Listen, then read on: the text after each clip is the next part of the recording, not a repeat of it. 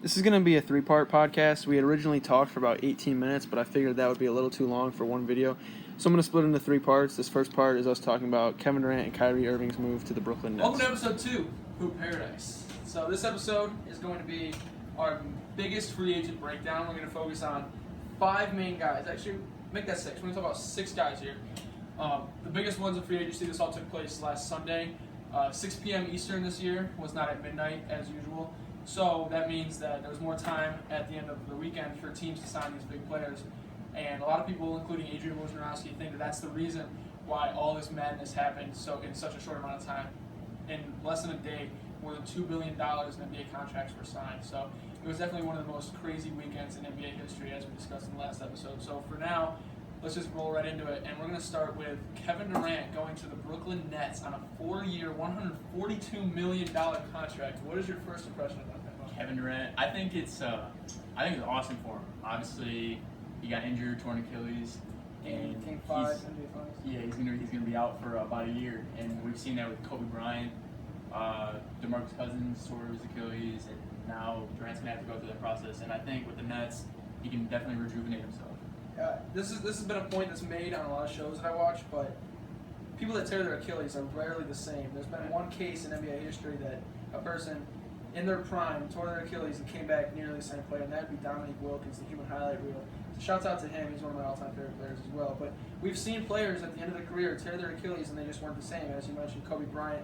DeMarcus Cousins came back. He was a functionable, serviceable player in the NBA Finals for the Warriors, but obviously it didn't work out for them. So Kevin Durant, though, I think moving to Brooklyn for him is going to be a great move. I think in Golden State, he was, in my opinion, I think he's the best player on the team. But that wasn't his team. That will always be Steph Curry's team because he is the face of that franchise, no matter how you look at it. So, in my opinion, he needed to get out of there. He needed to change the narrative that he joined a 73-9 team and he got carried by Steph, Draymond, Iggy, Clay, right? But when in reality, he was the Finals MVP himself. But people don't take that. People take that for granted. They think, oh, he was only able to do that because of the All-Stars around him. So now he has an opportunity in Brooklyn to play alongside Kyrie Irving, who we'll talk about in just a minute. But now he has a chance to prove that he can lead a team by himself to the finals and actually win his own first ring that people actually think actually counts, which I don't agree with, but that's a discussion for another day. Any final words on Kevin Durant? Kevin Durant, definitely one of the best players of all time. Definitely one of the best players in the league today. And he's came back from a broken foot his MVP season. And I definitely think he can come back from this. It's Kevin Durant. He's a potential top 5 scorer in NBA history. So even if he can't come back to being himself from the Achilles injury, he'll still be all-star level for sure. Even if he's not producing the same 27 points per game that he was getting, he can still get 25. You know, maybe it's not the same Kevin Durant, but he's still Kevin Durant. You know who he is. So his new teammate now is Kyrie Irving, coming from Boston. He's now on a 4-year, $141 million contract to join the Brooklyn Nets. And again, a lot of people thought that Kevin Durant and Kyrie would team up with the New York Knicks, but in fact, it's actually the Brooklyn Nets. So what is your first opinion? What did you think when you heard Kyrie Irving's going to Brooklyn? When I heard Kyrie was going to Brooklyn, I was like, again, a new team? Kyrie. It was just like you just wanted to go to Boston, now you're in Brooklyn. And I think that's awesome for Kyrie. Obviously, he probably wasn't happy in Boston because he went from in October saying he's going to re-sign with the team to cussing out his teammates, cussing out the coaching staff. But obviously, we've seen that Kyrie can't really become a leader, but maybe with a better player with Kevin Durant in 2021 being able to be healthy, I think it will work. There's a lot of signs that Kyrie Irving can't be a leader that we've seen just this last year in Brooklyn.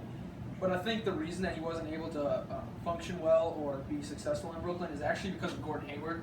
Or not in Brooklyn, I'm sorry, Boston. I think Gordon Hayward was actually holding the team back himself because Brad Stevens was throwing Gordon Hayward into the lineup when I don't think he was ready, even though he was cleared to play.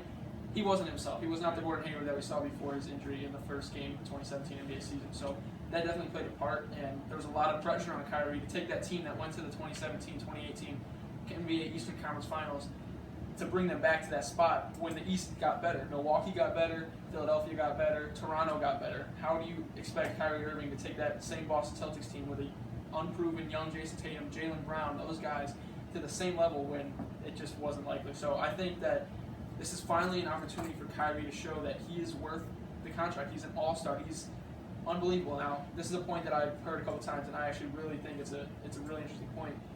Kyrie Irving has never been in a situation where he wanted to be there. He was drafted into Cleveland, which had they were coming off the worst season in NBA history, right?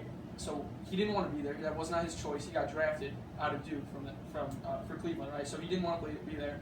He came into a situation because then LeBron comes back from Miami. He was trying to take his own team, right? And here comes LeBron, the best player in the NBA at the time. Now it's Kevin Durant. We'll talk about that later. But honestly, Kyrie was not happy in Cleveland. We saw that, so he demanded a trade, and he ends up going to Boston. Now, at first, people thought he was happy in Boston, but then again, he didn't choose Boston. That was Cleveland sending him there, right? That was not his choice to go to Boston. That was a trade from the Cleveland Cavaliers. So now, when free agency hits, Kyrie gets a chance to choose his destination, right? Brooklyn, family, that's home, that's where he's used to. So now he's actually playing in an environment where he's used to. He's comfortable playing there, and I think that's going to mean, in the long run, a successful Kyrie Irving and a successful Brooklyn Nets. I also agree. Plus, he has a friend in Kevin Durant. Right. We'll also talk about DeAndre Jordan in an upcoming video, who signed there as well.